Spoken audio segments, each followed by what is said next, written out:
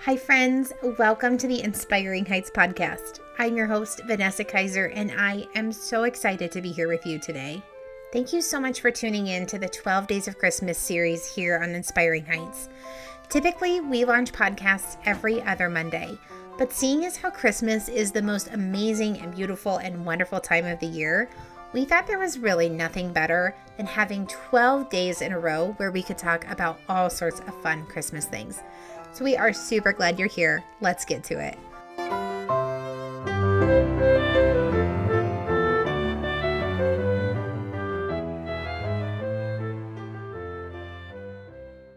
Amy Grant recorded a song many years ago called I Need a Silent Night. The song talks about the rushing around that we tend to do during the Christmas season and the heart pull we also have to slow down and be with our families and reflect on the manger. I adore this song, and every year it hits me in the heart. There is so much excitement during this season. Christmas parties and pageants and plays and shopping and wrapping gifts, decorating the house, traveling, making Christmas goodies, caroling. I mean, seriously, I could keep going. And all of those things can be wonderful. And I bet if we're honest, they can also leave us feeling sometimes a bit overloaded. For me, the battle this time of year is wanting to do all the Christmas things and wanting to make space and time for silent nights that I truly can reflect on the gift of Christmas. Saying yes to too much Christmas fun leaves me depleted in reflecting space. And saying yes to too many quiet nights leaves me feeling left out of Christmas cheer. So how do we strike a good balance? The first thing is we have to decide what we need for time to pause, reflect, and worship during this Christmas season. Maybe we need an intentional Advent study that prepares our hearts for Christmas and has us in the Word each morning. Perhaps we need to set aside one night a week to simply listen to Christmas music, sit with all the Christmas lights on, and just enjoy time with our families. Perhaps a weekend away without screens to get outside, to pore over the Christmas story and soak in the stillness. I would contend to you that sometimes part of our overwhelmed hearts are because we haven't sat still long enough to actually think about what we need to be filled up in this season. Here's a couple questions you can ask yourself as you're reflecting on your needs. How often do I need stillness in this season? And what sorts of things fill my heart up? After we've identified what we are needing for meaningful stillness, it's time to pull out the calendar and plug it in. This is where things can get a little tricky, at least in our house. I can write things on the calendar like a champ. Night at home, quiet weekend, and it looks so good until someone invites us to something, or we get midway through the week and we realize that we haven't seen our friends in like 7 days, and we should probably have them over this weekend because we miss them. So we bump our quiet weekend to another weekend, and by another, I probably mean sometime in February because that's a better month for quiet weekends anyways, right? And it snowballs.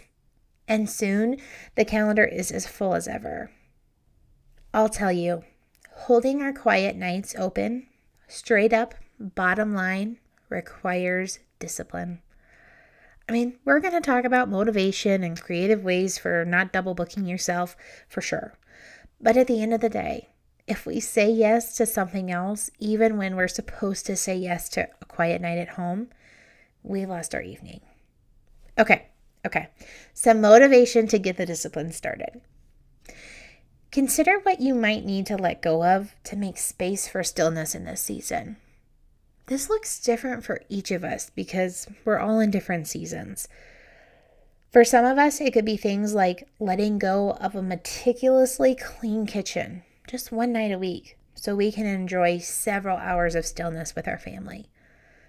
For others, it could be giving up a late night at the office, a Christmas party, a friend's child's Christmas pageant. Looking at the calendar and deciding that now will help us stay on track when those invitations and requests and opportunities arise as we work through this Christmas season. The second thing, put stillness and quiet evenings, whatever you're going to call them, in your calendar, just like you would put in a dinner date, a nail appointment, or a work meeting. Don't write it in pencil when you write everything else in pen. One way to start seeing this downtime as important as the other stuff on our calendar is to make it physically look the same.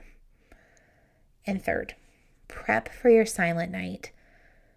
We all have those things we let slip into our calendars when we have planned to set aside some downtime. Sometimes it's work or a last-minute dinner invitation with friends. Whatever it is, plan ahead. Put your plans on your work calendar so you leave by 5.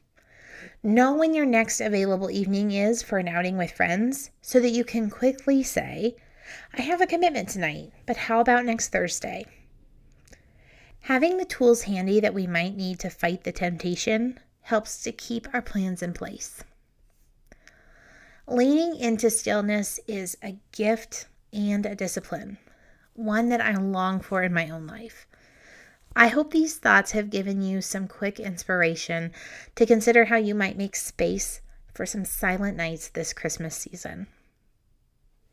Okay, friends, it's time for our 12 Days of Christmas traditions moment. I did some looking into the origins of the song Silent Night. There is some debate about the origins of this song, so I'm going to tell you the popular version that I came across. One of the stories is that there was an Austrian priest who needed a song for a midnight mass, but the church had flooded and he didn't have an organ. So he penned the song Silent Night, and the organist put the song to a tune on the guitar.